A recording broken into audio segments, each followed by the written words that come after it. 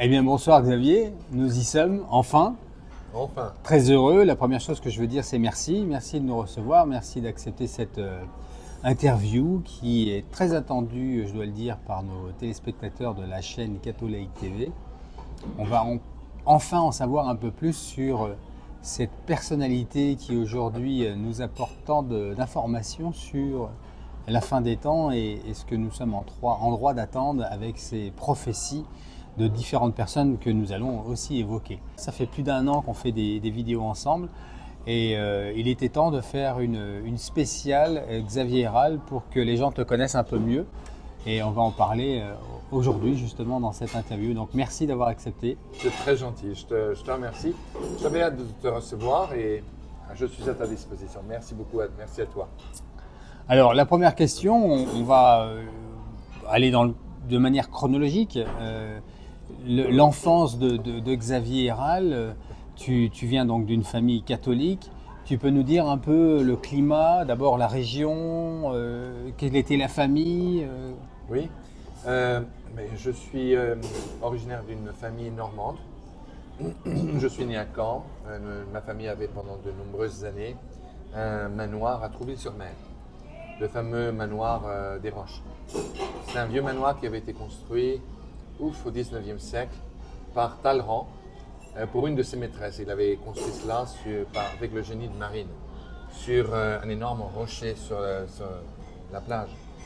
Donc ma famille est très traditionnaliste et traditionnelle et c'est vraiment une famille très vieux jeu, vieille France, qui orbite autour des notions de aimer tout d'abord Dieu, aimer la patrie, aimer la famille. Le motto des miens, de mes ancêtres, de nos ancêtres était mon âme à Dieu, ma vie au roi, mon cœur à Marie, mon honneur à moi. Donc j'ai grandi avec ces histoires de cap et d'épée et ça m'a toujours suivi, moi et mon frère, quand nous avons grandi. Donc nous avons grandi avec cet esprit de vieille France, de offrir notre vie pour la patrie, pour notre foi, notre Église. Donc, la fratrie, vous êtes donc deux frères, c'est ça? Deux frères, oui. Très bien. Une grande différence d'âge ou pas? 3 ans. D'accord. Oui, je suis plus jeune. Non, c'est pas vrai, je suis plus âgé. Le grand frère.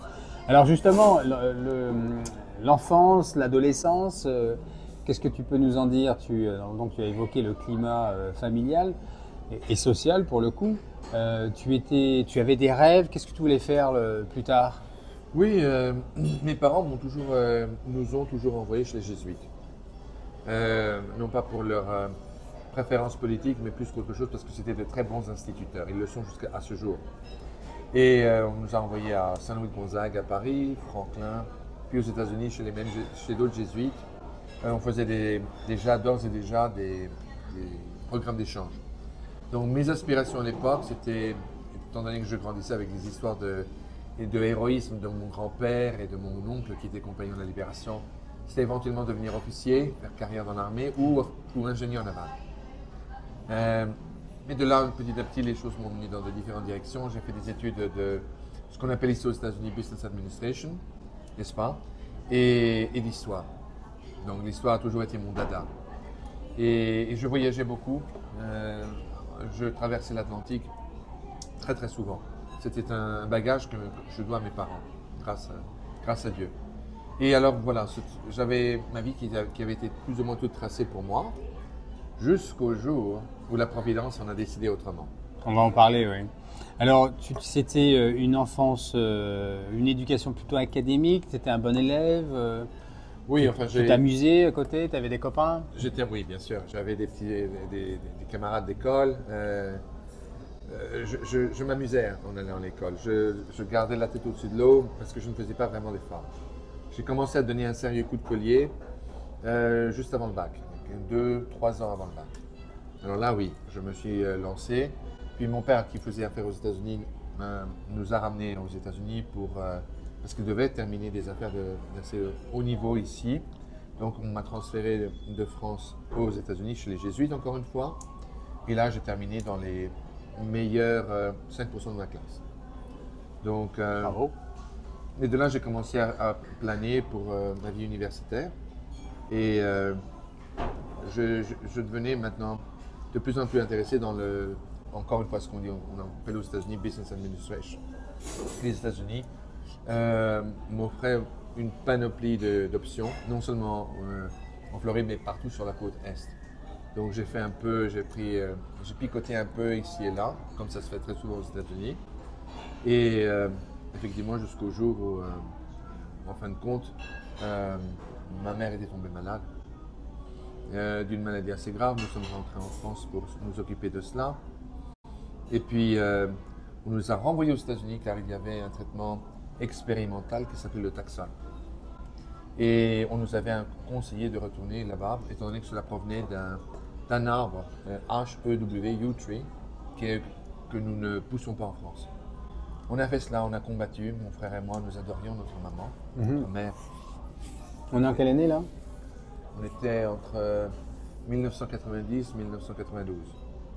Et de là, donc, ce fut une bataille à couteau tiré contre cette fichue maladie. On a croisé le fer pendant 2 ans, jusqu'à que finalement, nous avons été obligés de déposer les armes à terre. Notre mère a été rappelée au ciel. Et de là, nous avons passé par une période de deuil qui d'ailleurs, mon frère et moi, nous a énormément rapprochés. Ah oui, oui, ça arrive en effet. Oui. Oui. Au niveau de ton enfance, donc tu avais des sports, des hobbies, tu faisais peut-être de la musique, tu avais un sport particulier? Oui, j'adorais. Je te laisse répondre, je vais aller chercher les cafés qu'on vient de nous apporter. Ah, continue, bon. continue. Effectivement, j'ai toujours fait du tennis et également du rugby, mais surtout du tennis, au point de faire des tournois. Ah oui? Aussi bien aux États-Unis Ah oui, qu'en France. Et mon plus grand plaisir, c'était de battre les Américains ou les Anglo-Saxons. Donc, mes parents me disaient, écoute, c'est simple, Xavier, tu peux être un mauvais élève, tu peux être un cancre, mais il faut que tu sois excellent dans un sport de ton choix. J'ai choisi le tennis justement parce que c'était une année où Yannick Noah avait gagné le tournoi de Roland Garros contre Villander en 1983. Ah oui, c'était la sacrée époque. Ouais. Oui, alors voilà. D'accord, et tu as fait aussi un peu de rugby donc? Oui, absolument, j'aimais beaucoup. Encore une fois, particulièrement quand on jouait contre les Anglais, j'adorais les faire voir de toutes les couleurs. Donc, non pas que je suis anglophobe, mais j'ai toujours eu du mal à avaler la pilule de Jeanne d'Arc et de Merel Kébir, monsieur. Et le fait que vous soyez polyglotte dans la famille, ça vient de papa? Ça vient de mes 2 parents. Maman particulièrement parlait, depuis toute petite fille, l'anglais. Pendant l'occupation, ma grand-mère s'était mariée avec un architecte français à Londres, monsieur Bouchot, et qui s'était engagé lors de la Première Guerre mondiale. Il en est mort de la grippe espagnole. Et s'est remarié quelques temps après avec avec mon grand-père, qui était à l'époque, qui travaillait pour la Transat. La Transat, c'était la Compagnie Générale Transatlantique, c'était une autre CGT. C'était la boîte où tous les grands paquebots de France rivalisaient contre la White Star en britannique. Mon grand-père, par exemple, avait commandé la construction du Havre, du Lafayette, de l'Île-de-France et du Normandie, du fameux Normandie. Ah oui.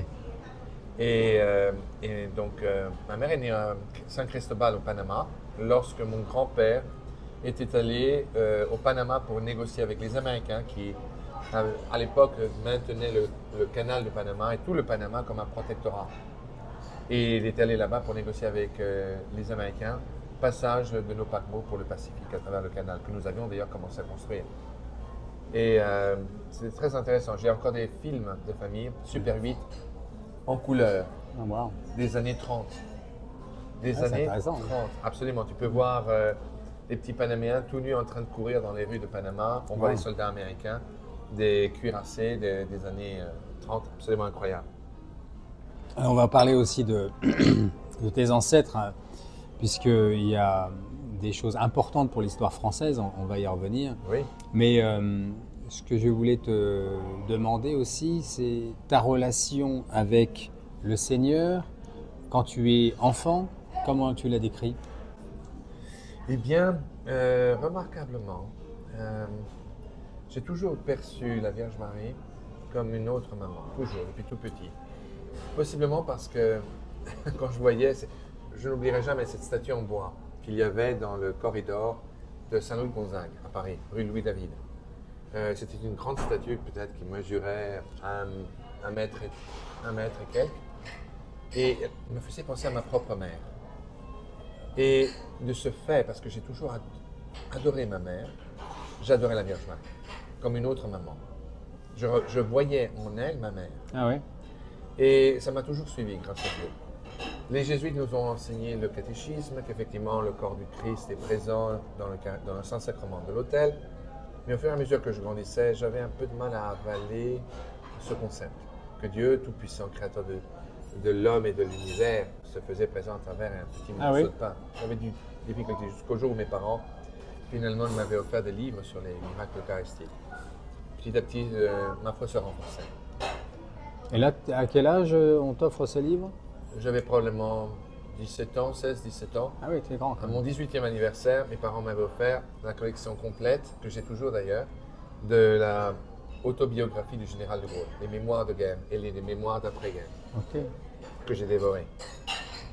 Et avec ton frère, donc vous aviez dans votre enfance, à travers l'éducation que vous avez reçue, vous étiez envoyé dans d'autres pays pour faire des... Oui, tout d'abord, mon père avait pendant un certain moment travaillé dans le corps diplomatique. Ah oui. Donc on voyageait de temps en temps, on a vécu beaucoup en Espagne.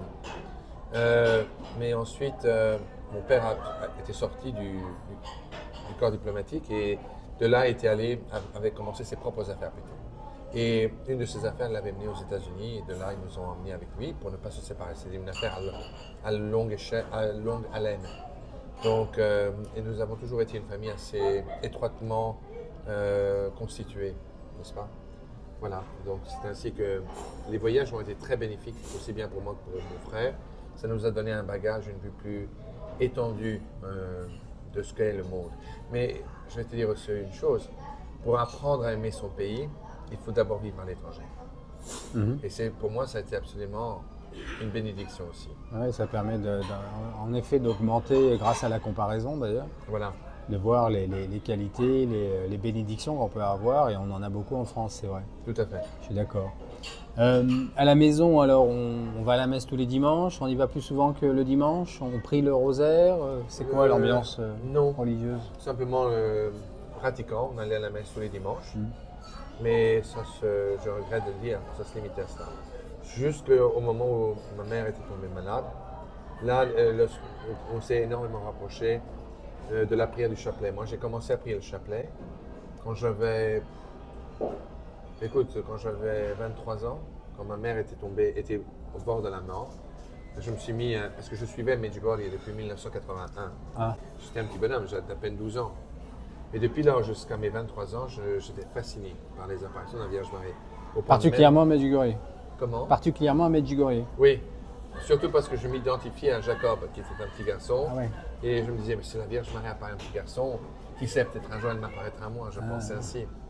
Et quand maman était malade, oui, j'ai commencé à prier pour la première fois le chapelet, qui au début, je même me barbais, mais royalement. Mais je le faisais en désespoir de cause. Et petit à petit, jusqu'à la fin de la mort de ma mère, j'ai prié, je le faisais régulièrement tous les jours. Quand maman est morte, je n'ai pas perdu la foi. D'ailleurs, ma mère avait demandé à mon frère Philippe de s'assurer que quand elle ne sera plus de ce monde, qu'il fasse tout ce qu'il peut pour ne pas me faire perdre la foi. J'ai trouvé ça charmant. Et effectivement, on a toujours été là l'un pour l'autre. Et je n'ai jamais perdu la foi, mais c'était indescriptible, j'étais en deuil. Et mon frère aussi. Notre mère était notre étoile de Bethléem. Ah oui. Oui. Alors, première étape avec... alors, il y a le départ de maman qui fait que ça te rapproche du Seigneur. C'est souvent dans l'épreuve d'ailleurs que ça nous arrive. Mais tu vas avoir... On avait fait une émission là-dessus sur les visionnaires du Brésil, je crois qu'ils étaient eux. Non, ils étaient Venezuela. Venezuela. Oui, oui. Alors c'est là que ça commence vraiment à rentrer dans une foi beaucoup plus profonde et il y a des choses qui se passent qui vont faire que ta vie, ton parcours va partir dans une orientation beaucoup plus sur les prophéties, sur les apparitions mariales? Tout à C'est à fait. partir de là? À partir de là. Tu peux nous en dire un mot? Qu'est-ce qui se passe là? Absolument. On est où? En quelle année? Là, on est en 1992, octobre, novembre. Tu es célibataire? Absolument. J'avais à peine 23 ans. Et j'étais avec Philippe. Notre mère venait de disparaître. Et mon père m'avait dit, bon, bah, écoute, louez une Jeep et explorez. Changez-vous les esprits. C'est ton devoir comme frère aîné de t'assurer que ton frère sorte de cette situation. On était tous les deux dévastés. Et on a commencé à explorer. On allait tout d'abord dans une ville en Floride qui s'appelle Boca Raton, très fameuse. Et en passant par là, on trouvait que c'était assez calme. Il y avait une fameuse église catholique qui s'appelait Jeanne d'Arc. Ah oui, Alors ça imagine. s'invente pas. Oui, c'était la maison. On avait décidé d'y aller. L'architecture de cette maison, ça avait l'air d'un bunker de la Seconde Guerre mondiale. Et la croix sur l'autel était une immense hélice d'un bombardier B-52. C'était à mourir de rire. Mais ça avait l'avantage de porter un bon nom, d'avoir une belle statue de Sainte Jeanne d'Arc à l'entrée. Et puis des brochures publicitaires à l'entrée qui invitaient les fidèles à aller dans une autre paroisse pour écouter deux jeunes gens du Venezuela qui venaient parler, enfin c'était un jeune homme du Venezuela qui venait parler de ses expériences et des messages qu'il recevait depuis un certain nombre d'années. Un jeune homme de quel âge? Il avait notre âge, 23 ans, plus ou moins le même âge que moi. Et de venir l'écouter parler pour partager le message du ciel. Un laïc, Oui, Oui, absolument, un jeune homme régulier, ok, mais qui venait du fin fond de nulle part. ok. Éducation limitée. Donc, on y est allé, on l'a écouté parler. Et la présentation a facilement duré 4 heures et au-delà. Mon frère et moi, à la fin, on l'a mitraillé de questions. Ah oui, Et tout le monde nous regardait en train de poser une question, puis une autre, puis une autre, puis une autre, puis une autre, ça n'arrêtait pas. Puis finalement, à la fin, moi je me disais, il faut faire attention. Parce que nous venions de passer par un moment extrêmement dur. Je me sentais plus un père pour mon frère qu'un frère. Je me devais de le protéger et me protéger moi-même. Je savais que nous étions dans un état de fragilité morale, mentale plutôt, dû au fait que nous venions de perdre notre mère, que nous adorions. Et alors, mon frère m'a demandé, bah, écoute, pourquoi on ne s'arrête pas ici? J'en ai assez de voyager. Louons une townhouse, une petite maison à Boca Raton. Tu sais, dans une de ces communautés où il y a des guardhouses, avec ils ne laissent pas qui que ce soit rentrer, sauf montrer patte blanche. Et on a fait cela. Et l'objet était de les inviter, leur donner l'hospitalité, pour les emmener dans une voiture que nous avions louée, de groupe en prière, pour les aider à propager la parole du ciel. Et ta vie professionnelle, c'est quoi à ce temps-là? J'étais toujours, je venais de finir mes études universitaires. Et ton Donc, frère, pareil? Mon frère, pareil. Ouais, d'accord. Donc nous vivions, mon père m'avait dit, je m'occupe de tout, vous m'envoyez les factures. Ah, très bien, ok. Donc nous avions fait ça exactement. Et finalement, je vais te confesser quelque chose qui n'est pas particulièrement glorieux. Bien que Philippe était sincèrement curieux, et lui il voulait vraiment savoir de quoi il en était, moi je me méfiais et je me disais, bon sang, si ça vient de Dieu, nous allons être obligés de répondre. Parce que ne pas répondre est une réponse en soi. Ça veut dire non. Ça vous bousculait quand même, hein? C'était choquant. Bah oui, C'était choquant. Et moi, la vérité, c'est que j'essayais de trouver une excuse, une justification pour ne pas suivre ces garçons. Ah oui. Je voulais trouver une contradiction. Chercher l'erreur. Voilà. Trouver une contradiction entre leur façon de vivre, leur mœurs et le message qu'ils apportaient pour me donner à moi-même la justification pour leur dire « Ciao Berthe ». Vois-tu? Ouais. Et le problème est le suivant. Dès le moment où ils ont foulé le pied à l'entrée de notre maison, cette townhouse qu'on venait de louer s'était transformée littéralement en un monastère. Prière le matin, chapelet l'après-midi, messe le soir. Chapelet le matin, rosaire l'après-midi, messe le soir. Messe le soir, c'est-à-dire qu'il y a un prêtre qui venait dans la maison? Non, on allait à la messe, on allait les emmener là-bas. Okay. Puis on allait au groupe en prière, puis à confession tous les samedis, une fois par semaine. Bon sang de bonsoir. Je me disais, mais qu'est-ce que c'est que cette histoire? et à la fin, je n'étais incapable. Au fur et à mesure que le temps passait et les jours devenaient des semaines, les semaines devenaient des mois, j'étais absolument incapable de trouver quoi que ce soit que je pouvais les critiquer, pour lesquels je pouvais les critiquer. Ils n'étaient pas vulgaires, ils n'étaient pas ordinaires, Il n'était pas méchant, il ne faisait que prier et aimer Dieu et la Vierge Marie. À un moment donné, je dis à Philippe, ils étaient en haut, et Philippe, nous étions en bas. Je vais fermer la porte, je lui dis à Philippe, écoute, c'est simple, c'est probablement vrai tout ça. Mais cela étant, ce sont eux qui ont été appelés à cette mission, pas nous. Nous avons une vie qui nous attend et nous ne pouvons pas continuer indéfiniment à jouer les babysitters ou les taxi drivers. Il est temps de se séparer et de prendre nos clics et nos claques et de rentrer à la maison. À ce moment-là, Philippe et moi on se regarde. C'était l'un des garçons, on ouvre la porte et il dit « Ah, excusez-moi les garçons, mais écoutez, voilà. » Au moment où vous étiez en train de parler avec ton frère. En ce moment, il frappe à la porte tout de suite. Exactement. Ah oui, c'est rigolo. Et alors ils nous disent que la Vierge Marie elle est apparue en haut et qu'elle voudrait qu'on se réunisse au salon pour faire un chapelet ensemble où elle nous donnera un message en particulier. Alors, cela dit, cela fait. Après les 15 mystères, le Salve Regina, les garçons tombent en extase. La Vierge leur apparaît. Ils me disent que la Vierge nous a caressé le visage. Wow. Philippe, moi, eux. Et puis, la Vierge Marie, à travers eux, s'adresse à nous. En nous disant, mes fils Xavier et Philippe, je sais que vous avez vos doutes et que vous avez d'autres plans, mais je vous demande si vous accepteriez d'aider mes deux messagers à propager mon message à travers le monde. Wow. C'était absolument parfait. Comment pouvions-nous dire non? Philippe et moi, on s'est regardés, on n'a pas répondu, on a fait nos prières personnelles. Puis la Vierge nous a tous bénis, elle a disparu. À ce moment, entre-temps, mon père se posait des questions. Il était en voyage en France pour des affaires. Il se posait des questions sur ce qui vous arrivait Oui. Ah, d'accord, il était au courant quand même. Oui, non, il me connaissait. Tu es fou. Je lui aurais dit ça, il aurait pensé que j'étais complètement paf. Ah, intéressant. Ouais. Absolument, il aurait pensé que j'étais complètement coucou. Ah oui, donc il se demandait ce qui se passait du fait que vous ayez ces deux gars à la maison. Il ne savait pas. Ah non plus, il ne savait absolument rien. Il pensait que simplement on essayait de passer le temps, de se changer les esprits. À un moment donné, du fait du départ de maman, oui d'accord. Voilà. Okay. Il m'a demandé qu'est-ce qui se passe, pourquoi est-ce que tout ce silence. Je lui ai répondu, écoute, c'est simple, je ne peux pas expliquer cela. Je t'expliquerai ça lorsqu'on se reverra, face à face. Oui, voilà. Mais il n'est pas question. Je vais venir et je n'ai pas l'intention de rentrer seul. Accroché. Il arrive et bon, et là, il rencontre les garçons. Il comprend. On passe une soirée où la Vierge lui dit, à travers les voyants, qu'elle donnera une preuve indubitable de sa présence à travers ces deux jeunes gens. Et effectivement, un soir, nous étions chez la future belle-mère de mon frère Philippe. Qui avait une fille qui elle-même venait d'avoir un enfant, enfin un an de cela auparavant. Cette petite bulbutée, elle ne parlait pas encore.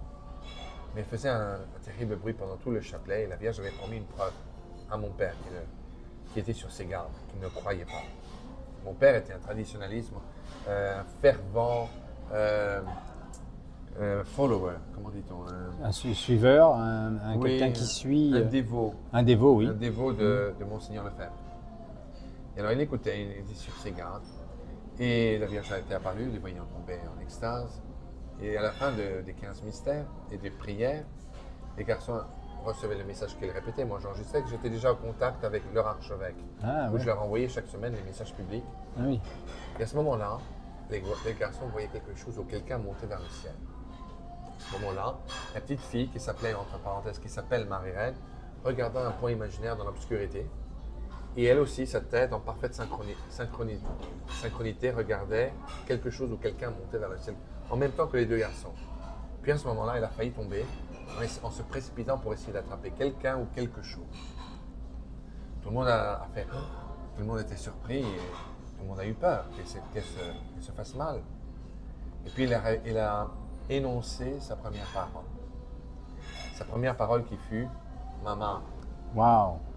À ce moment-là, mon père regardait comme ça, il m'a pris mon bras gauche, il m'a dit Xavier, je ne douterai plus. Ah ouais. Ensuite, après que tout s'était La vérité sort de la bouche des enfants, hein, comme on dit. Exactement. J'ai d'ailleurs écrit un rapport de cette soirée à l'archevêque en lui disant Monseigneur, j'ai le plaisir de vous rapporter le message qui a été donné hier, plus les témoignages d'une petite chrétienne qui n'a pas encore appris à mentir. N'est-ce pas? Je lui ai envoyé toute l'histoire, la séquence des événements. Et mon père m'a dit, écoute, je dois retourner à Paris, faites ce que vous devez faire. Mais il est absolument impératif que vous rencontriez l'abbé René Laurentin. L'abbé Laurentin, qui est ce papa? C'est ton papa qui dit ça? Oui. D'accord. Qui lui Et- le connaît? Non, mais il connaît un ami qui le connaissait. D'accord. Et l'abbé Laurentin était très très connu à l'époque. Ok. On parle des années 90. Ouais. Il était extrêmement fameux. Et mon père avait un cahier d'adresses, enfin un livret d'adresses extrêmement bien rempli. Tout le monde qui valait la peine d'être connu dans le monde des affaires, directement ou indirectement à Paris, mon père les connaissait. À ton avis, l'intention de ton père, c'est quoi? C'est de faire plus d'analyse sur la situation Exactement. Ouais. Il Pour voulait vous nous protéger aider en fait. et pour nous aider, parce qu'il y croyait maintenant. Ah oui, oui, il l'a dit, oui. Oui. Mm. Et alors à ce moment-là, il nous met en contact avec le directeur général du Chrétien Magazine à Paris, Christian Ravaz, qui travaillait main dans la main avec l'abbé René Laurentin. Alors je parle avec lui, il nous donne rendez-vous, mais encore une fois, les choses traînent. Et le rendez-vous qui a continué à être repoussé, jusqu'à qu'à un moment donné, en insistant, je commençais à arriver au bord de la limite de la patience. L'abbé Laurentin me dit, bon, bah, très bien, venez, je vous attendrai à Paris, il faut que vous restiez au moins 3-4 jours. Donc on vous emmènera au laboratoire de l'hôpital de la Salpêtrière pour faire un électroencéphalogramme sur les voyants pendant le jour de l'apparition. Je lui avais déjà envoyé un dossier bien C'est du monté. sérieux là. Absolument. On était arrivés, mon frère, moi-même et les deux voyants. Il nous reçoit en plein milieu, ça devait être 11h30, 11h45, la nuit. Il avait l'air fatigué. J'étais furieux. On venait de traverser l'Atlantique. C'était pas pour le trouver à demi endormi, mais il nous avait reçus souriants. Et au fur et à mesure que les garçons lui racontaient les messages, les prophéties de la Vierge Marie, ses yeux commençaient à s'ouvrir, il se réveillait. Il avait ce qu'on appelle en anglais second wind, une seconde énergie. Et voilà, de là, c'est allé crescendo. On est allé au laboratoire de la Salpêtrière. Les résultats n'étaient pas conclusifs, mais démontraient clairement une similarité avec Medjugorje Ah oui? et Quibejo. Ah oui. Absolument. Ouais. Et de là, le reste, le Rentin s'était mis en contact avec l'archevêque. Et j'étais devenu quantité négligeable dans le sens que ma mission avait été accomplie. Je continuais à enregistrer le message, à le traduire de l'espagnol au français, à l'envoyer à l'abbé Laurentin qui continuait. Et entre-temps, l'abbé Laurentin et moi, on parlait de plus en plus. Moi, je revenais en France, je le voyais de temps en temps, très souvent. Et on a développé une bonne amitié. Il savait qu'il connaissait l'histoire de ma famille, il savait que j'avais un oncle qui était compagnon de la Libération, Jean Héral, et pas à titre posthume. Il avait été décoré en 1943. On va en parler. On va faire une belle parenthèse là. Oui, Tu veux le faire maintenant? comme tu veux. Vas-y. Bref, je lui en avais parlé, il était très intéressé. Lui-même avait revêtu l'uniforme en 40, n'est-ce pas?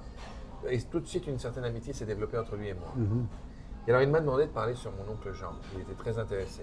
Moi, j'ai grandi avec ces histoires.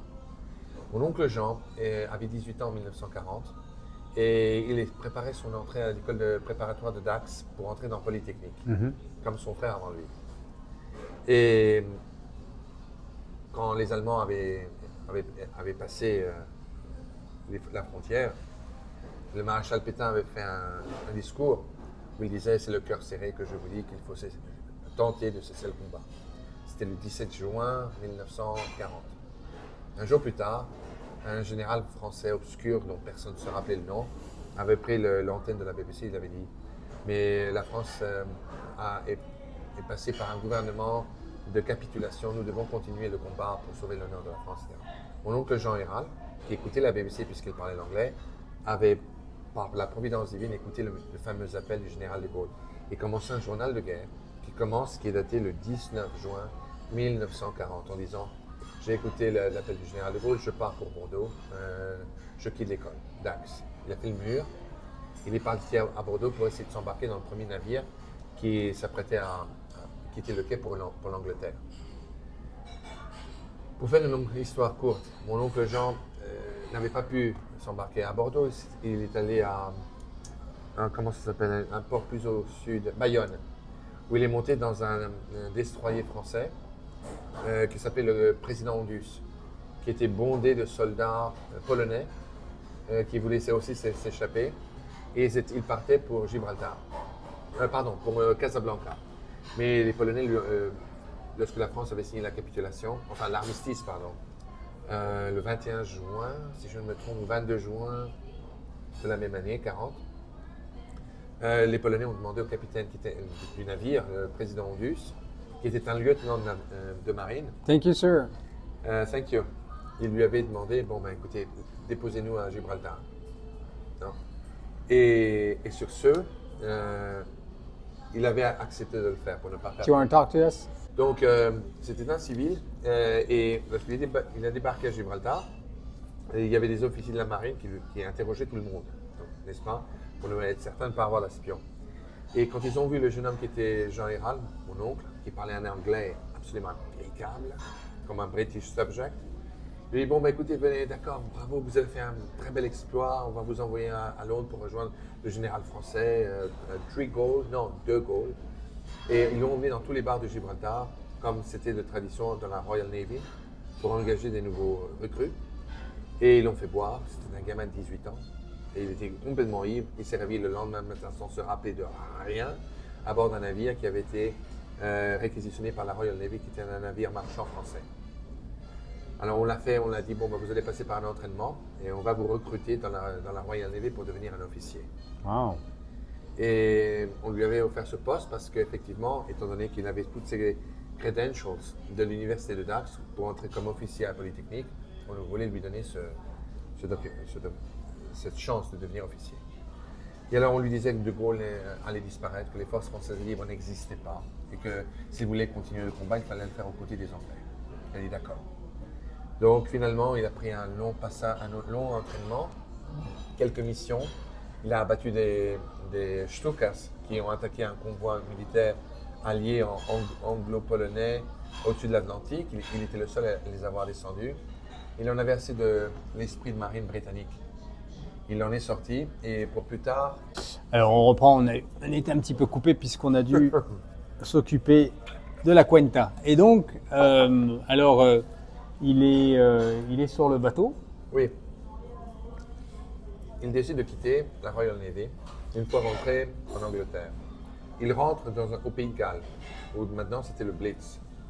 C'était le bombardement de l'Angleterre bien mené, en bonne et due forme par la Luftwaffe. Toutes les soirées, il y avait des alarmes et il en avait assez. Il a demandé à rentrer à Londres en permission.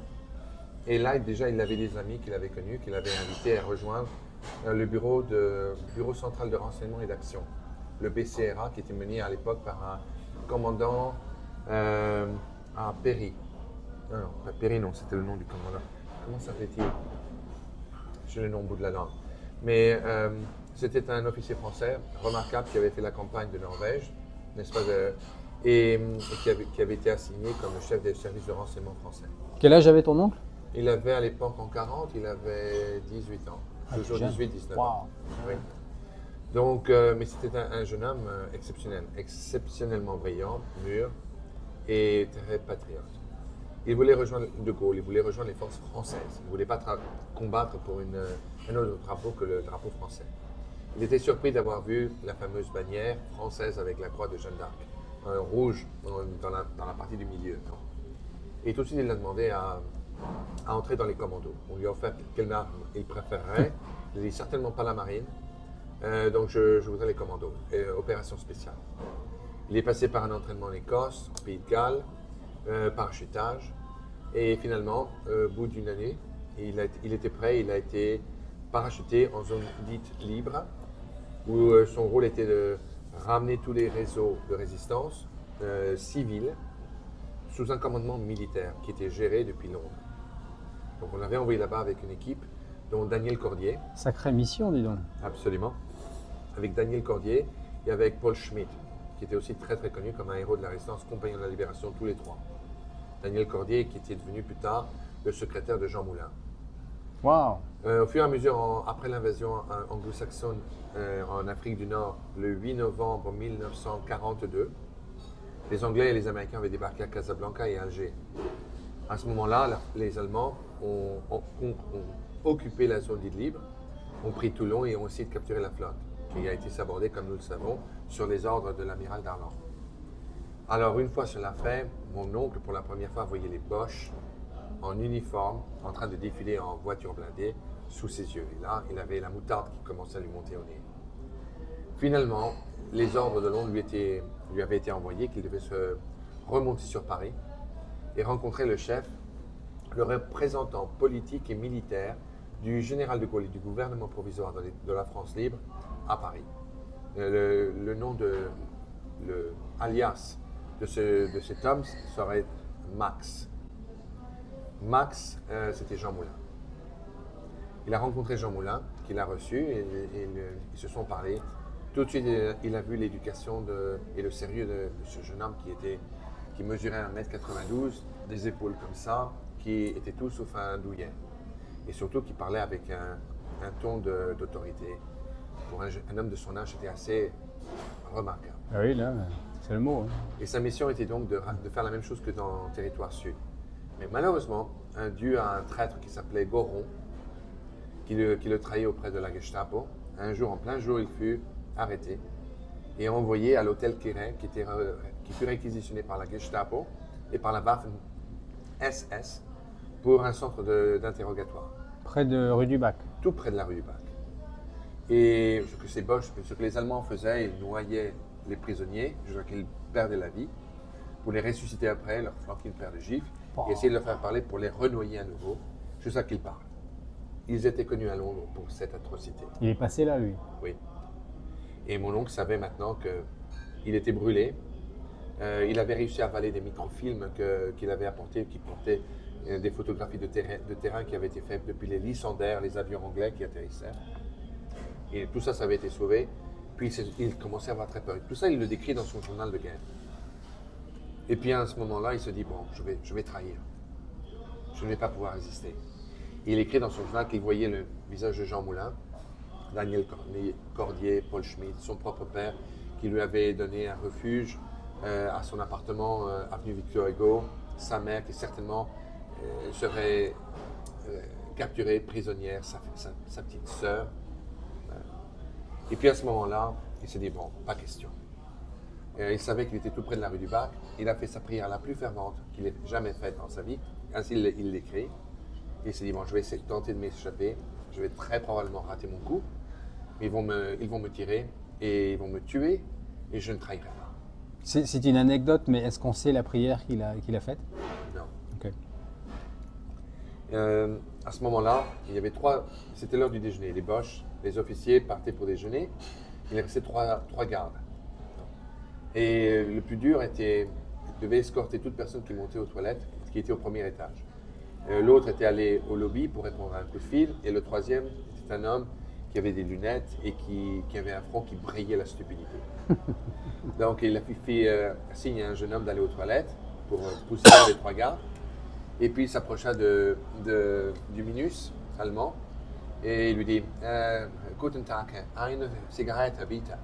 Une cigarette, s'il vous plaît. Tout de suite, le Weird Mobile a tout de suite placé son fusil contre le mur, cherché dans son porte-cigarette une cigarette. Et à ce moment-là, mon oncle, avec toute sa rage, et avec ses deux poings, lui enfonça les deux poings sur le verre de ses lunettes, au point de le faire s'écrouler sur le dos. La chaise avait fait volte-face. Et tout de suite, l'Allemand disait Achtung, Achtung. Et tout de suite, mon oncle, comme on lui avait appris dans ses entraînements de combat en Écosse et en Pays de Galles, lui écrasa la pomme d'Adam avec le talon de son pied. Tout de suite, il est devenu silencieux et on a su plus tard qu'il était mort sur le coup. Il restait un garde qui était au lobby. Mon oncle fonça. Le garde était au téléphone. En voyant mon oncle déboucher en sa direction, pointa son fusil en sa direction, disait « Halt !» Mon oncle s'en fichait, il disait « Ça y est, le moment est venu. » Aucun tir n'est parti. Il prit le fusil, le retourna, le retira des mains de l'Allemand et le lui enfonça sous le casque. Le Boche s'est écroulé sur le champ. L'entrée de la porte de l'hôtel Pierre à l'époque était une porte tournante. Les officiers venaient de rentrer de déjeuner. Ils avaient tout témoigné de l'extérieur. Alors ils essayaient de coincer la porte. À ce moment-là, dans le journal de guerre de mon oncle Jean, il décrivit comment il lui était venu soudainement une rage, mais sans nom, où il défonça la porte roulante en éjectant, ou plutôt devrais-je dire en injectant, l'un des officiers à l'intérieur du vestibule, où il est atterri sur son menton. Mon oncle était dehors. Des hommes en ciré sortaient des autres voitures et commençaient à lui tirer dessus. Une des balles lui avait même transpercé l'épaulette de sa chemise. Il est aussi tourné, je crois que c'était boulevard Hassan. je me rappelle plus où, mais dans l'une des avenues qui était tout près de la rue du Bac. Et il est monté au-dessus enfin, dans un immeuble jusqu'au grenier, où il s'est caché, recouvert de poussière, et attendait. Il entendait le battement de son cœur. Il décrit tout avec énormément de détails. Quel moment d'histoire, dis donc. J'ai grandi avec ça. Wow. Tu comprends que quand on grandit avec cela, on se dit qu'il y a tant de choses dans la vie qui sont tellement plus au-dessus de toi-même. J'ai appris ça tôt dans la vie. Qu'il faut savoir, comme disaient nos ancêtres, savoir donner sa vie à Dieu, sa vie au roi, son cœur aux dames, ou dans ce cas-ci à la Vierge Marie, et de garder son honneur à soi. J'ai grandi, j'étais imprégné de cette idée du passé, de ne jamais oublier l'inoubliable. Gloire à Dieu. Oui. Alors, il a le cœur qui bat vite. Il est Alors, là-haut. il entend, c'était pas son cœur, c'était sa montre. Ah. Bah, tout de suite, il a des montres contre le mur. Et soudain, il voit la porte du grenier s'ouvrir. Et un casque allemand commençait à monter. Puis, voyant la saleté du grenier, il décide de refermer la porte et il s'en va. Il attend des heures. Et puis, il entend une dame qui parlait au concierge. Du moins, c'est ce que cela semblait. Et cette dame lui disait, mais oui, je vous dis, j'ai vu ce jeune homme. Je ne sais pas comment il a fait. Il a grimpé en haut du grenier sans escabeau. Il a refermé la porte. Je vous dis que je l'ai vu. Et on entendait avec l'accent de Paris, oh madame, faut pas charrier. C'est pas possible, qu'est-ce que vous croyez? C'est dingue. Il n'y a pas de Superman ici. Et entendant ce typique accent parisien, je disais, ça ne peut pas être la police allemande. Alors, il a attendu que le concierge monte. Il a dit, il y a quelqu'un ici, oh! Et mon oncle Jean a dit, écoutez, oui, écoutez, je suis un officier des forces françaises libres en mission en France. J'ai besoin que vous m'aidiez à sortir d'ici et à retrouver, à me donner des vêtements pour que je puisse retrouver mes camarades et repartir en mission. Le type était absolument effaré. Il dit, venez. Les cheveux de mon oncle étaient remplis de poussière, il était dégoûtant. Non? Une chemise qui était blanche était devenue toute grise, ils sont descendus en s'assurant qu'il n'y avait pas de policiers. Le brave Mais concierge- miraculé, vivant et venant de vivre une expérience très très particulière qui fait vraiment l'histoire là, pour le coup. Absolument. Et bref, il lui a donné un vieil imperméable, un ciré déchiré, ils l'ont mis sur la bouche de métro. Il lui a demandé de lui envoyer quelqu'un avec un mot de passe parce qu'il voulait rentrer dans la résistance. Et cela a été fait. Mon oncle arrive à nouveau à la rue du Scheffer, chez une collègue qui était en charge de rescater des officiers d'avion qui avaient été abattus pour les renvoyer en Espagne et de là en Angleterre. Et de là, ils ont organisé avec son meilleur ami une opération légendaire. Quelques mois plus tard, Jean Moulin lui a envoyé un mot de félicitations pour l'héroïsme qu'il a démontré. J'ai le papier original que j'ai envoyé au Musée de la Libération il y a un an. Ils me l'auront retourné. C'est le patrimoine avec lequel j'ai grandi. Et il est revenu là-bas et il a continué après il ne pouvait plus revenir en France, il était brûlé. Tous les postes de la Gestapo en France le recherchaient. Ah ouais. Et on lui a donné la Croix de la Libération pour cela, la Légion d'honneur, Croix de guerre avec 3 palmes, 3 citations, 3 palmes dont une de vermeil, l'Atlantic Cross britannique et je me rappelle plus l'autre. Mais de là, il a commencé à faire des opérations d'entraînement dans la marine française. Il était commandant de sa propre navette d'opération pour des commandos. Il a débarqué plusieurs commandos en Italie, à Sardaigne, en Corse. Et puis il s'est volontarisé en 1944 pour une opération d'anti-sabotage pour être parachuté derrière les lignes allemandes avant le débarquement, lors du débarquement de Provence, qui était principalement un débarquement franco-américain. Plus franco qu'américain, il y avait plus de 200 000 soldats français, plus de soldats français sous les ordres du général Juin. Non, pardon, pas le général, de Lattre. Oui, c'est ça, de Lattre. De l'âtre de Tassigny. De Lattre de Tassigny. C'était lui qui était en commandement de l'opération de l'armée française là-bas. Et les Américains qui étaient en second et les Anglais en troisième plan, avec une cinquantaine de milliers de soldats seulement. Mon oncle avait été parachuté avec son équipe derrière les lignes allemandes pour arrêter les Boches, les Allemands, de faire des opérations de sabotage pour ralentir l'avancée des Alliés. Et il y a une histoire où il s'attaquait à un camp de soldats allemands et polonais qu'ils entraînaient sous la Waffen-SS. Une bataille qui a eu lieu avec les renforts qui venaient des premières unités blindées françaises de la plage. Mon oncle a tué, d'après les derniers comptes, plus d'une centaine d'Allemands et de Polonais. Il a rescaté certains Français libres qui avaient été pris dans un piège. Il s'en est sorti. Alors, à la fin, il y avait une personne qui l'avait reçu, lui donnait l'hospitalité, n'est-ce pas, juste un village qui s'appelait Signe. Et elle essayait de calmer sa fougue. Il était tellement excité de libérer la France, participer à cela. Et à un moment donné, elle écrivait, après que mon oncle avait été abattu lors de la libération de Lourdes, elle avait écrit une longue lettre à mon grand-père en lui disant « Cher Monsieur Hérald, vous ne savez pas ce que le nom de Jean Hérald évoque auprès de mes filles, auprès de l'école où elles vont. Ce jeune homme qui, quand je le voyais rentrer de bataille, c'est son visage noir de poussière, ses cheveux en désordre. Je ne voyais plus le jeune officier, Jean Hérald, mais je voyais votre fils. Un garçon qui probablement a été élevé et biberonné avec un certain esprit de patriotisme. Je ne pensais plus en lui comme un officier français, le premier que nous avons vu, imaginez-vous, depuis 1940, mais votre jeune fils, que vous avez si peu connu en fait. Et cette lettre a été donnée à mes parents, puis à moi. Et jusqu'à ce jour, je l'ai gardée, et j'ai pour intention un jour de la donner à mes enfants. Ça semble exagéré en vue du fait que je n'ai jamais connu mon oncle Jean, mais d'avoir une maman qui était elle-même, comment dirais-je, une petite fille que j'ai vue pleurer toute sa vie, un frère qu'elle aimait profondément, pour des deux êtres qui aimaient eux-mêmes follement leur maman, ça n'a pu que nous être imprégnés à nous-mêmes, vois-tu? Enfin voilà, peu à peu on a essayé, pas toujours avec succès, de ne pas avoir de larmes faciles, en écoutant les mains sur notre mâchoire, les yeux grands ouverts, les mémoires d'une petite fille qui elle-même était devenue maman, nous avions grandi avec cela, imprégné dans nos tripes. Il y a vraiment de quoi être fier de porter ce nom. Merci d'avoir partagé ça. Non, je t'en prie. Alors revenons à nos moutons. À Xavier, oui, à Xavier, dans l'histoire que tu nous contes, dans ton histoire. J'avais une question d'ailleurs, ces deux Vénézuéliens, quel est le statut actuel de l'Église? Où ça en est là? Ils ont toujours des apparitions actuellement? Ils sont où? Je ne sais plus. Je sais que l'Église continue leur recherche. It's pending, comme on dit en anglais. Et j'avais... En suspens. Oui. J'avais jusqu'à ce jour, parce qu'il m'avait été demandé par la Vierge Marie à travers les voyants en Terre Sainte, d'écrire un livre sur les messages qu'ils ont reçus. Ce à quoi je me suis dédié. Et ça a été publié en français, en allemand et en italien. Le premier s'appelait Un message d'amour, le second appelle à la conversion, qui était le tome 2 du premier.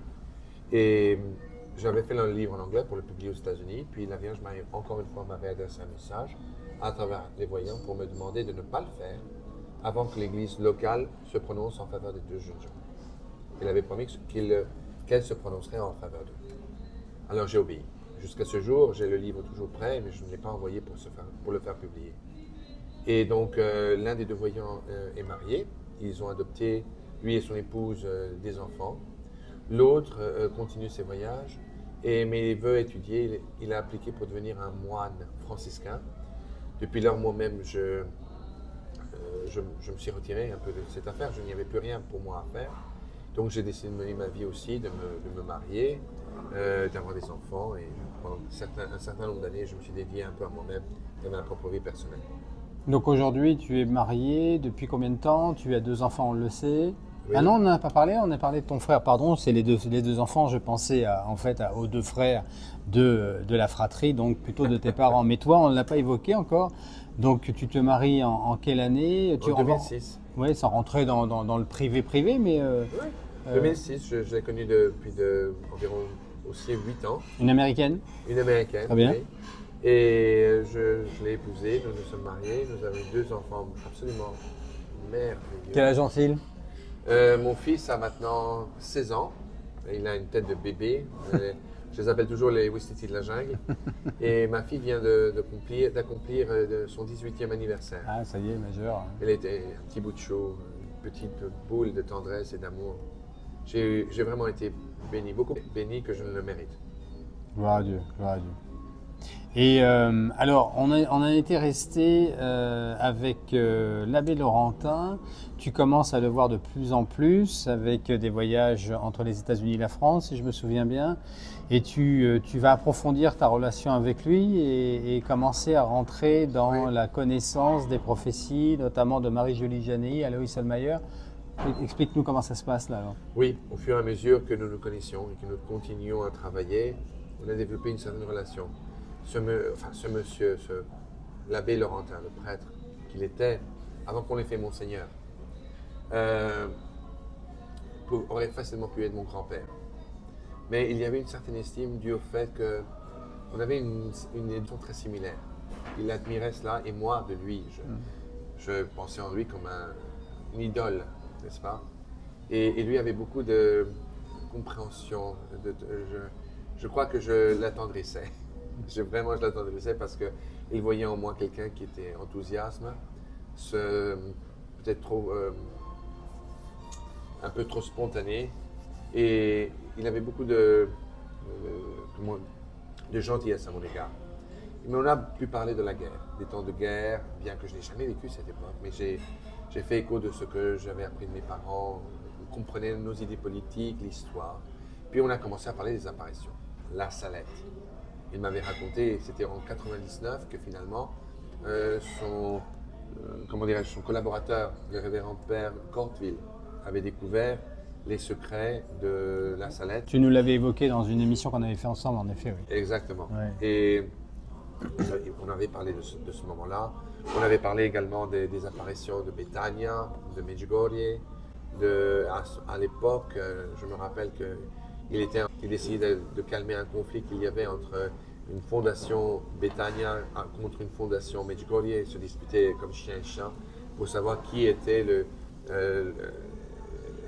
cas d'apparition qui faisait suite aux apparitions de Fatima. Des bêtises de ce genre. Oui, qui sont toujours d'actualité un peu partout, que ce soit aux États-Unis comme en France d'ailleurs. Oui. Mais bon, l'humanité, elle est ainsi. Et donc, c'est avec lui que tu vas approfondir Marie-Julie Jaéni, Alois Selmayer, tu vas le faire tout seul de ton côté? Comment ça se passe? J'ai commencé avec lui. Ah oui. On avait parlé d'autres cas d'apparition. Garavanda, ce qui m'avait surpris avant de parler de Marie-Julie Jaéni, j'étais très surpris d'apprendre qu'il était dubitatif, non pas qu'il ne croyait pas, il se disait agnostique. Face à Garavanda. Il ne comprenait pas pourquoi c'était tellement différent. Ah oui. Moi, je n'étais pas d'accord, mais nous étions en désaccord, mais il avait beaucoup de compréhension à mon égard. J'étais jeune et parfois je n'avais pas la sagesse de savoir me taire. Mais il n'y avait pas de méchanceté, il l'avait vu tout de suite. Tu avais les qualités et les défauts de ton âge. Absolument. Et moi, je l'ai avalé. Je me suis rendu compte qu'il avait raison. Il l'avait dit tellement gentiment. Et il me disait, oui, mais c'est tellement différent de Xavier. Alors je lui ai dit, oui, mais enfin, nous avons tout de même le témoignage du fameux Padre Pio. Il n'était pas encore canonisé à l'époque. Et le père Laurentin me disait, oui, mais est-ce suffisant? Ah, quand même. Oui, mais moi je pensais, écoutez, c'est simple. Je pense, mon père, qu'effectivement, si nous croyons en l'authenticité du Père Pio, du Padre Pio, qui sont confirmés par l'extraordinaire stigmata qu'il a, les miracles qu'il a fait, si on y croit, on ne peut pas ne pas croire. Comment peut-on réconcilier une chose avec l'autre? Et il souriait, il ne me répondait pas. Alors je me suis dit, bon, j'ai compris, tais-toi, tu n'as pas une belle occasion de te taire. Je me disais à moi-même. Et concernant Marie-Julie Jaéni, on en a parlé. Je peux te poser cette question. Tu as évoqué, il le disait, pourquoi c'est si différent? Qu'est-ce qu'il disait à ce sujet-là, par exemple? Tu te souviens? Oui, c'était le fait, premièrement, que les filles s'étaient rétractées. Ah, ils ont douté par la suite. Oui, mais cela avait été annoncé à l'avance par la Vierge Marie aux enfants qu'elles se rétracteraient, mais qu'elles reviendraient. Oui, mais pourquoi? Pourquoi aussi marchait-elle tout le temps en arrière? On n'a jamais vu ça ailleurs. À l'époque, c'était c'était du jamais vu. Oui, c'était très impressionnant d'ailleurs. C'était très impressionnant, mais il ne comprenait pas. C'est pas qu'il ne comprenait pas par manque d'intellect, au contraire, c'était un homme d'une intelligence qui avait dépassé toutes les bornes. Mais il n'était pas habitué à ce genre de choses. Moi, Oui, c'est vrai que par infiniment- rapport à Fatima, il y a beaucoup plus, il y a un surnaturel qui est vraiment poussé là quand même. Tout à fait. Ouais, je comprends. Ouais. Tout à fait. Mm. Moi, évidemment, j'étais à côté de lui. J'étais un petit moineau qui n'avait absolument zéro expérience. Mais sa logique m'échappait. Au lieu d'essayer d'approfondir la chose, je n'étais pas d'accord, mais j'ai finalement compris qu'il fallait se taire et observer. Et il a beaucoup apprécié ça parce qu'il me voyait avoir envie de parler et il avait vu cela. Ça l'a beaucoup touché. On est donc, au cours des années, on est devenus bons amis. Donc à la fin, les années passées, on a parlé de Marie-Julie Janis. Il était très profondément en faveur. Il observait, il écoutait. Il aurait voulu la connaître. Et Marie-Julie Janis est morte en 1941, pendant la guerre. Mais il avait tendance à croire qu'il y avait un accent d'authenticité dans tout cela, bien qu'il y avait des choses qui le faisaient se poser des questions. Mais il y croyait. Et surtout du fait que son évêque local, Monseigneur Fournier, qui entre parenthèses fut le même Monseigneur et évêque qui a ordonné la construction de la basilique du Sacré-Cœur à Paris. Ah oui. Absolument. Donc le fait que oui, en lui effet. l'avait approuvé dans une lettre informelle qu'il avait envoyée au docteur Herbert, si je ne me trompe, qu'il avait envoyé comme observateur au nom du clergé là-bas, en lui disant: je reconnais qu'effectivement Marie-Julie Janis est un messager de Dieu, qu'elle vit dans le supernaturel et que vous verrez, ce sera sa personne un jour qui sera la preuve et de l'authenticité de ce cas d'apparition. Car il avait entendu parler de la promesse que le Christ avait faite à Marie-Julie Janis, lui disant que le jour viendrait où elle et sa sœur viendraient à être exhumées et que non seulement lors de l'exhumation, ils trouveraient leur corps non seulement incorrupt, mais que chez Marie-Julie Janis, ils trouveraient son cœur en train de battre, alors qu'elle aurait été morte depuis des décennies. Alors, cela était ce à quoi faisait référence Monseigneur Fournier. Donc on a parlé de cela, on a parlé longuement de certains détails. Je suis plus tard entré en contact, encore une fois par la providence divine, avec la petite fille du marquis de la Franquerie, qui était le biographe choisi par le ciel à travers Marie-Julie Janis de la voyante et stigmatiste de la Frodais. Et la petite fille du marquis était mariée à un monsieur belge qui, et tous les deux, maintenaient la garde de la maison du foyer de la Frodais, de Marie-Julie Janis. Elle le fait toujours d'ailleurs. Elle le fait toujours. Ouais, je l'ai rencontrée. Elle s'appelle comment déjà? Isabelle. Isabelle. Isabelle Schubert. Donc on salue bien d'ailleurs. Absolument. Oui, j'en avais parlé de toi et Elle est un amour. ouais, Je l'aime beaucoup. Elle est très gentille cette dame. Absolument. Mm. Donc, je suis entré en contact avec elle. J'ai pu approfondir mes connaissances sur Marie-Julie Janis, sur ses messages. Et là, elle m'a guidé vers une quantité d'informations. Je commençais à faire des notes. C'était trop intéressant. Et finalement, j'ai eu mes enfants qui sont nés au début des années 2000. Je faisais ma vie. Alors, une petite parenthèse, tu vis aux États-Unis depuis combien de temps toi? Depuis que je suis marié, depuis 2006. Ouais, ok. Oui, bien que je faisais la navette entre les deux depuis Mhm. 20 ans auparavant. Donc, entre-temps, j'épouse mon épouse, ma femme, et nous avons 2 enfants merveilleux. Et puis en 2017, les années commençaient à s'écouler, je continuais mes notes. Et mon épouse me voyait en train de faire des écrits, de lire des quantités de livres sur la Salette, la Frodais, Tilly, Akita, etc. Et ma femme me voit en train de faire des notes sur mon ordinateur. Elle me dit: Xavier, qu'est-ce que tu attends? Je dis: que veux-tu dire? Tu as les fourmis au doigt, mets-toi au travail, fais ton livre.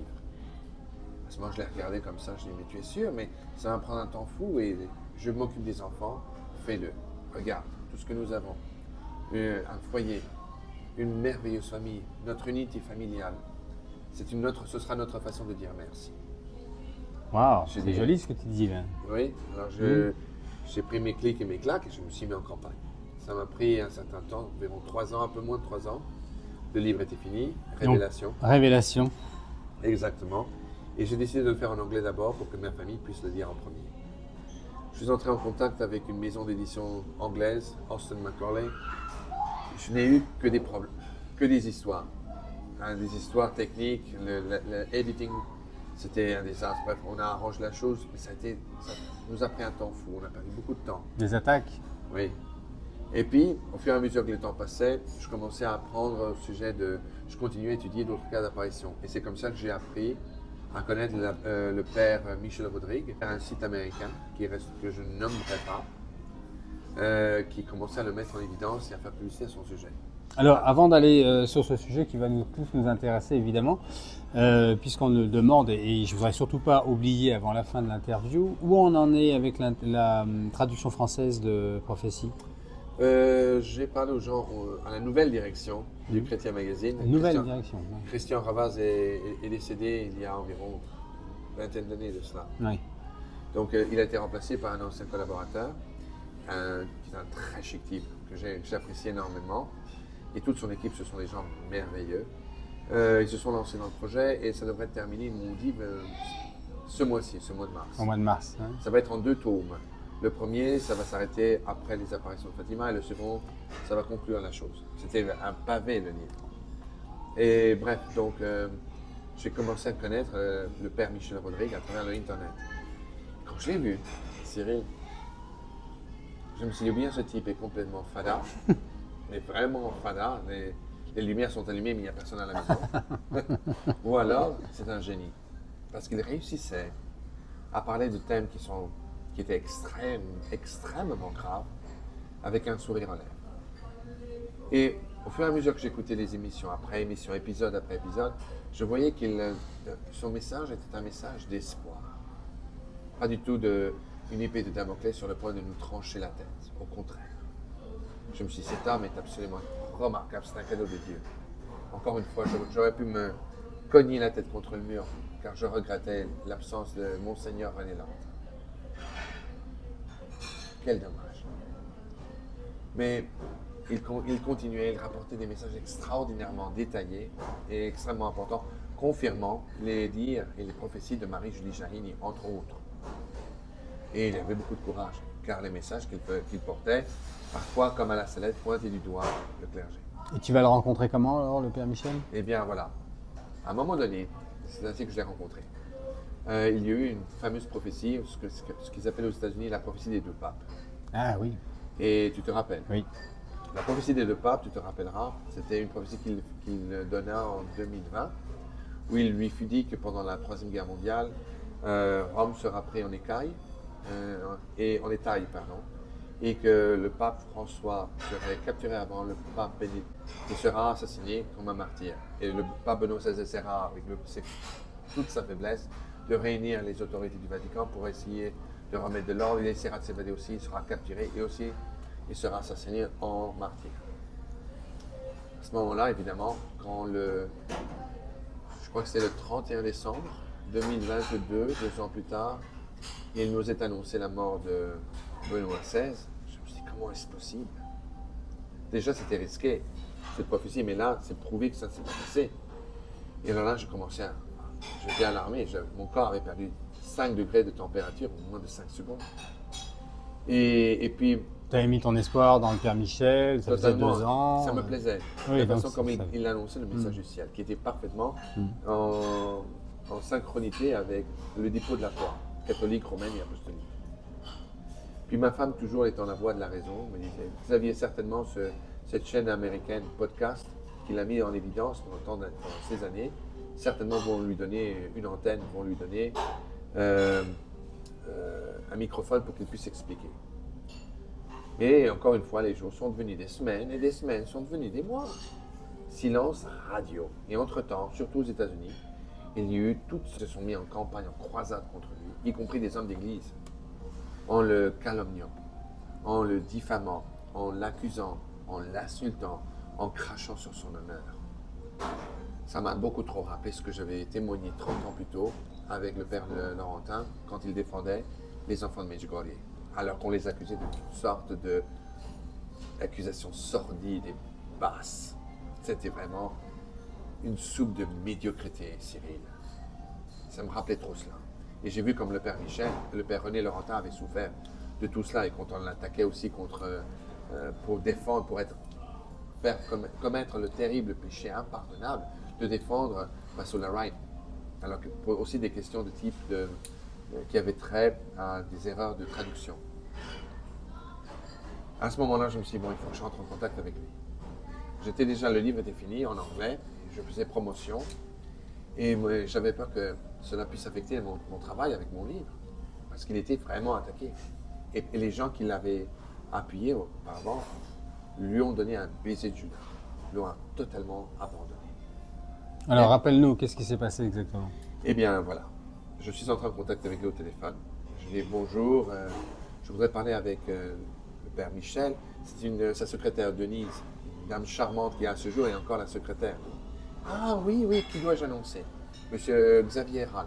Ah, vous êtes le monsieur Herral? Celui qui apparaît sur YouTube? Je dis oui, madame. Excusez-moi de vous déranger.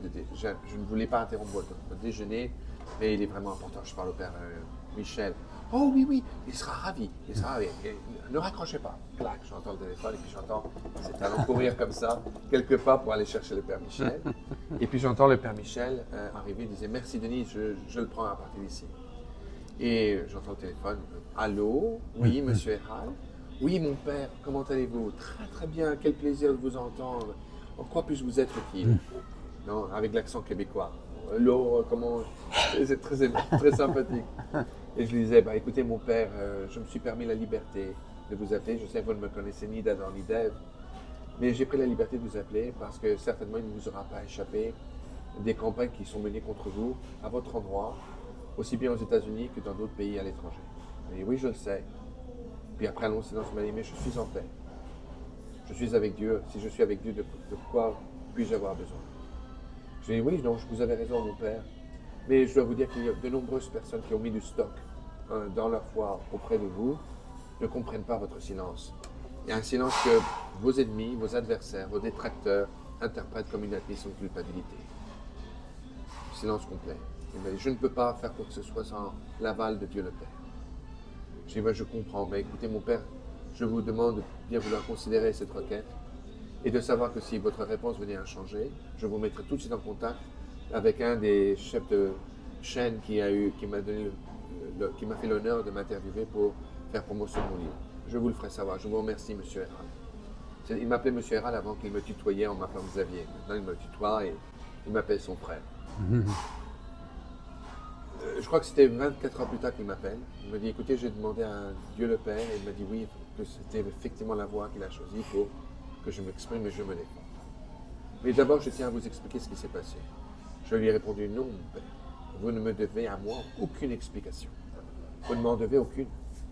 Tout ce que je veux faire, c'est simplement défendre l'honneur d'un homme que je crois sincèrement est innocent, n'est-ce pas? Mais non, mais j'insiste. Je vous prie, vous avez pris la peine de m'appeler, je voudrais que vous m'écoutiez et que vous me laissiez vous expliquer ce qui s'est passé. J'ai entendu, bien sûr. Alors, il m'a expliqué qu'effectivement, lors d'une messe qui était le 28 décembre 2022, c'est-à-dire 3 jours avant la mort, le décès de Pope Benoît, il célébrait la messe devant environ une trentaine de personnes. Et les 4 frères du monastère. Et au moment de la messe, il entend une locution de Dieu le Père qui lui dit, Michel, mon fils Benoît ne verra jamais l'année 2022. Et cela a été dû, sa destinée a été changée, dû au fait de l'intercession d'innombrables de mes fidèles qui, à travers l'Internet, ont écouté ta prophétie et qui n'ont pas voulu voir mon fils Benoît souffrir au martyr. Cela est dû à la prière d'innumérables quantités de mes enfants. Le Père Michel, qui avait ses yeux pendant la messe, remplis maintenant de larmes, avait annoncé l'annonce de Dieu le Père. Il y avait même une vieille dame qui lui dit, ah non, non mon Père, vous ne devez pas dire cela, cela sera très vilain. Beaucoup de vilaines personnes vous diront que des choses très très vilaines, si cela ne se passe pas, c'est dans 3 jours le nouvel an. C'est-à-dire qu'il l'annonce dans son homélie de la messe? Oui, non, après la messe, quand la messe était terminée. Et même son bras droit, qui est le frère Philippe, lui avait dit, mon père, c'est très imprudent d'avoir dit ça publiquement, si ça ne se passe pas, on va vous accuser d'être un faux prophète. Et il s'est mis à rire, car le père Michel est connu pour avoir le rire facile à dire, je m'en remets à Dieu, à la grâce de Dieu. 3 jours plus tard, exactement comme la prophétie l'a annoncé, pape Benoît XVI meurt. Le problème, c'est que l'immense majorité des détracteurs du Père Michel n'avaient pas entendu cela. Certes, tu vas me dire, oui, mais enfin, c'est du hearsay, c'est ce qu'eux ont dit. La différence, vois-tu, c'est que moi, j'ai décidé de prendre un ticket d'avion. D'ailleurs, il m'avait invité à venir là-bas parce que je lui ai donné une opportunité à travers John Henry Weston de s'expliquer. Et il a accepté. John Henry lui a donné une antenne. C'était maestria, c'était superbe. Et d'innombrables personnes l'ont cru tout de suite, grâce à Dieu. Mais entre-temps, ils m'ont invité à venir les visiter pour la messe de l'Assomption. Et moi, j'ai pris mon ticket d'avion. J'ai voyagé, j'ai pris mon temps pour y aller. J'ai voyagé 5000 km au nord de chez moi pour aller le rencontrer. J'ai parlé avec lui pendant des heures, pendant une semaine entière, avec les frères et avec certaines des personnes qui avaient été présentes lors de cette messe où il avait annoncé cela. Et je l'ai fait comme le Père Michel le Père René Laurentin me l'avait enseigné, personne en personne, avec un œil critique et en étant toujours sur mes gardes, bien qu'il m'était extrêmement sympathique. Mais j'ai suivi le protocole que le Père Laurentin m'a enseigné pendant 8 ans que je travaillais avec lui. Et effectivement, toutes les personnes avec qui j'ai parlé indépendamment m'ont décrit la même histoire pour mon prêt. C'était extraordinaire. Alors là, j'avais la preuve. Et quand je suis rentré, j'ai fait émission après émission en français, en anglais, en espagnol, pour expliquer l'histoire. Pour que plus personne... C'est là qu'on a fait une émission ensemble à ce sujet-là d'ailleurs, oui. Exactement. En effet. Et ceux qui l'ont abandonné et qui l'ont attaqué, par orgueil mal placé, ont refusé de prendre en compte mon témoignage. Et ce que j'avais fait comme travail pour aller là-bas et demander directement aux témoins qui avaient vu, qui avaient donné témoignage de cela. C'était tout à fait inconvénient, ils ne voulaient pas paraître ridicule. Le ridicule était de s'obstiner dans la bêtise et surtout dans le mensonge. Et depuis là, moi, on ne m'a jamais pardonné, surtout cette chaîne américaine dont je ne les mentionnerai pas, pour avoir fait ce qu'eux auraient dû faire et pour avoir défendu à ce jour, jusqu'à ce jour, le Père Michel, qui avec sa gentillesse habituelle, on a toujours été profondément créé. Je lui ai même dit trop. Mais on est arrivé à un point, sans exagération, sans être théâtral, où maintenant, lui me dit « mon frère Xavier ». Et moi, quand je m'adresse à lui par email, je dis « mon cher, mon père, / frère Michel ». Et de là, je continue mes messages. Et cet homme, honnêtement, et ce n'est pas pour paraître théâtral, je pèse mes mots en faisant très attention. Cet homme, je n'ai jamais vu chuter dans la médiocrité, dans la méchanceté, dans la rancœur. Ça va sembler ridicule, mais tant pis. Je pense honnêtement que c'est véritablement un homme saint des temps modernes. Parce qu'il ne vit que pour une seule ambition, sauver les âmes, y compris de celles qui lui ont donné des coups de bâton après coups de bâton, ceux qui l'ont trahi de façon éhontée, ceux qui ont oublié toutes les règles de la décence et de l'honneur. Il prie pour eux. Je t'admets, depuis que petit garçon, j'ai toujours été rancunier. Donc moi, je n'avale pas la pilule si facilement. Mais lui, oui. C'est pour ça que quand je le vois, je te dis honnêtement, je vois en lui un être supérieur à moi. Et de loin. Eh bien, il aura notre prière. On va bien demander à la chaîne de prier pour le Père Michel Rodrigue. Quoi qu'il arrive, tout ça, c'est dans les mains du Seigneur. Xavier, on arrive presque à la fin de cette interview et j'aimerais qu'on discute un petit peu, qu'on informe les téléspectateurs de ton actualité d'aujourd'hui, et notamment la création de Ocrux AV Media, oui, avec Monique T.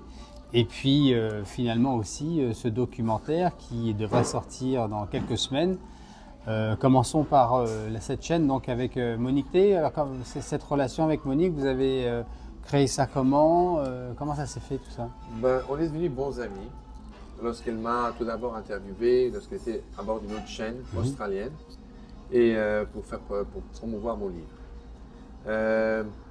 Tout de suite, elle avait déjà l'idée de monter une chaîne de podcast indépendamment de celle avec ce monsieur australien avec qui elle travaillait, qu'elle aimait beaucoup d'ailleurs. Il était un brave homme.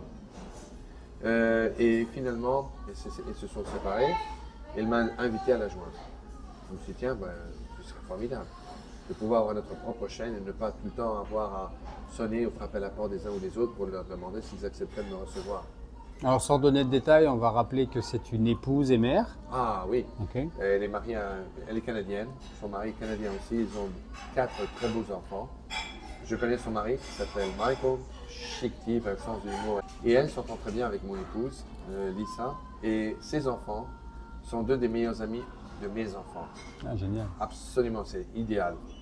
Donc on a commencé ça, elle continue à vivre là-bas au Canada, moi ici, aux États-Unis. Et donc on a commencé au Crux-Savé parce que c'était partie du stigmate qui apparaissait sur la poitrine de Marie-Julie Chani. Au Crux-Savé, spes unica. Le salutation, salut à la croix, qui est mon seul et unique espoir, en latin. Ah, ça vient de là, donc. Ça vient de là, au Crux-Savé, spes Intéressant. unica. Et donc on a fait ça, on est monté très très vite en question de spectateurs, mais on ne se mesurait pas cela. C'est-à-dire qu'on essayait effectivement de faire écho des messages, principalement du Père Michel, on se dit également la chaîne du Père Michel. Et petit à petit, on a fait de grands nombres d'émissions, surtout, tu te rappelleras, des cérémonies d'ouverture des Olympiades. On a organisé une série de prières en réparation, ça en français, en anglais et en espagnol. On a invité une autre stigmate mexicaine. On a invité le porte-parole de l'exorciste, prêtre, voyant, Padre Oliveira. On a invité Luz Maria, qui jusqu'à ce jour n'avait jamais accepté la moindre invitation nulle part. Il a accepté après avoir demandé au Christ la permission de venir chez nous. Le Christ lui a dit certaines choses. On n'en revenait pas. J'avais lancé l'idée en pensant qu'elle n'accepterait jamais. Et elle s'est tout de suite amourachée fraternellement de Monique. Et je l'émouvais. Elle était émue en voyant ce que je faisais et on est devenus tous de bons amis. Vous avez un objectif là à moyen terme avec au Crux-Savé Média? Oui, on a en ce moment, l'objectif c'est de continuer notre chemin avec le Père Michel. Le Père Michel va faire une autre annonce. Ce sera sa dernière. Et on attend ce jour-là pour pouvoir le propager au monde entier. On a déjà fait une conférence internationale, ce qui n'eut jamais vu sur YouTube, où tu as été cordialement invité à participer pour représenter la France. On avait un ami qui représentait l'Angleterre, le Royaume-Uni, on va dire, les Canadiens, les États-Unis, quantité de pays sud-américains, on était 21 chaînes à retransmettre la chose en direct. Est-ce qu'on connaît la date de cette prochaine et dernière annonce du Père Michel? Le Père Michel ne donne jamais de date. Donc c'est ça l'objectif. Et le second travail, le second projet auquel nous nous sommes dédiés, c'était un documentaire. Alors oui, le documentaire. Sur l'avertissement. Je tiens à dire que j'ai vu un petit trailer, on l'a mentionné dans le petit teaser qu'on a fait hier ou avant-hier, je ne sais plus. Et donc là, on t'a déjà montré les rushs et ils ont mis un petit, il fait quoi, 3 minutes, 6 minutes. 6 minutes. Et donc, alors justement, c'est un documentaire sur quoi exactement? Eh bien, ce documentaire a été monté avec 2 metteurs en scène américains de Hollywood qui se sont offerts à le faire gratuitement, par conviction. Et le sujet, c'est quoi? L'avertissement, c'est-à-dire l'objectif de ce documentaire, c'est de présenter aux spectateurs, aux fidèles et aux non-fidèles ce à quoi s'attendre pour ce qui va se passer lors de l'avertissement. Mais il y a déjà eu des documentaires, des films sur l'avertissement. En quoi il est différent? Je préfère ne pas répondre à cette question. Ah bon?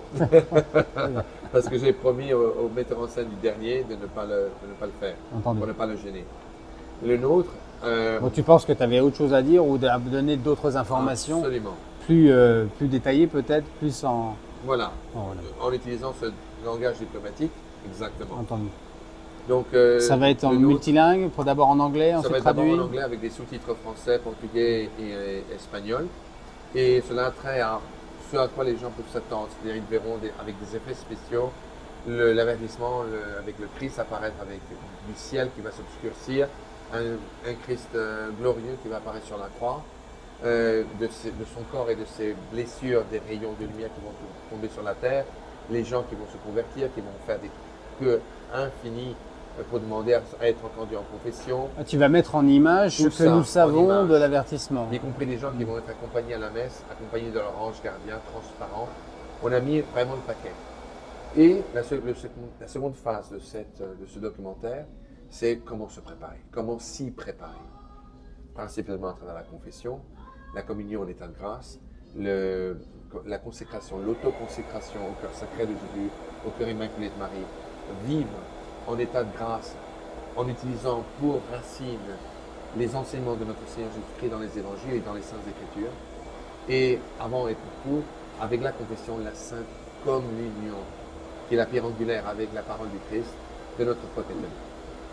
Cela est la préparation et il y aura des témoignages qui seront du Père Michel, témoignage du porte-parole du Père Oliveira, témoignage de Luz et Maria, témoignage de Conchita González, de Garavandal, témoignage aussi avec certains acteurs qui parleront au nom de Marie-Julie Jani sur ce qui a été écrit sur l'avertissement, témoignage de Sainte Sœur Faustine avec un message très particulier de notre Seigneur Jésus-Christ qui couvre toute la panoplie de ce qui va se passer. Quand est-ce qu'on va pouvoir avoir accès à ce On m'a dit que ce serait dans 3 à 4 semaines. Et le trailer, la bande-annonce, qui va durer 6 minutes, on pense la faire sortir mercredi de la semaine prochaine. Possiblement, demain ou mercredi de la semaine prochaine. Bon, on vous la présentera sur la chaîne, évidemment, dès qu'on l'a de disponible, avec ou sans la traduction au départ, et on fera en sorte qu'elle soit présentable aux téléspectateurs francophones. Et on a quelques surprises. Ah, très bien. Que les gens seront ébahis. Donc ils entendront et ou verront. Donc tu as mis ça en place, tu es celui qui a écrit le script? J'ai écrit le script principalement, mais je l'ai fait avec Monique T, Ouais. qui principalement elle a mis un travail fou dans ce projet. Et également un groupe d'hommes qui s'appelle, on est 7 personnes, tout est pour tout. 7. On se fait appeler les Magnificent Seven, comme le film du cowboy. Les 7 mercenaires. Les 7 mercenaires, et y compris la musique du trailer, c'est nous qui l'avons fait. C'est un journaliste américain qui est aussi un composeur de musique, qui s'appelle Ted Duffy, qui est aussi un capitaine de sa chaîne de podcast. Il a fait une musique absolument inspirée, divine. C'est tellement joli. Vous le verrez lors de la bande-annonce. Est-ce que tu peux dire un mot sur la production? Ça reste un secret pour l'instant ou pas? La distribution, tu m'en avais un peu parlé. Oui, on s'est approché. Vous attendez peut-être? Il y a encore incroyablement, ce qui est incroyable, beaucoup de gens qui sont agressifs à notre projet, donc je ne veux pas donner trop d'informations afin qu'ils n'essaient pas de nous faire du mal. Aucun problème, de toute façon, on va vous informer au fur et à mesure que ça va avancer dans l'actualité. Mais comme je sais qu'il y a beaucoup de monde ici qui nous écoute, des Français surtout et des francophones, je supplie la prière bénigne de tous vos téléspectateurs, car je sais l'immense bonté qu'ils ont jusqu'à présent montré à mon égard et à l'égard de nos travaux. Je suis sûr que tu peux compter sur eux, puisque à travers ma chaîne, j'ai beaucoup de commentaires que je lis.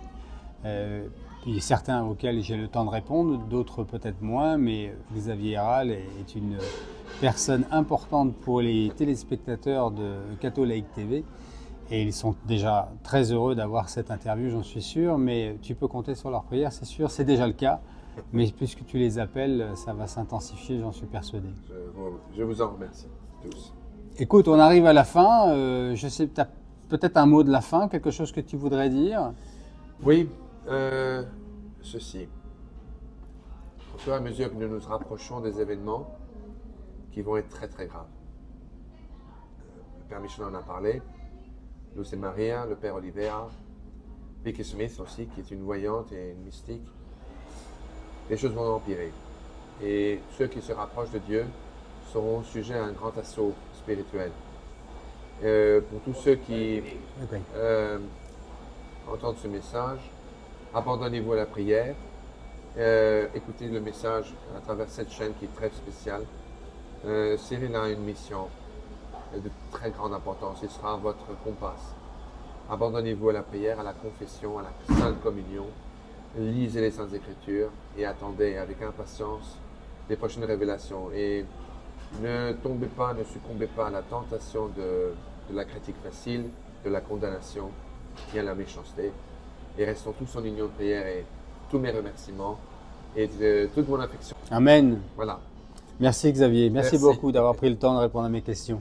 C'était un plaisir, merci pour votre gentillesse. Et à très bientôt sur Catholic TV. À bientôt. Soyez bénis de Dieu les amis.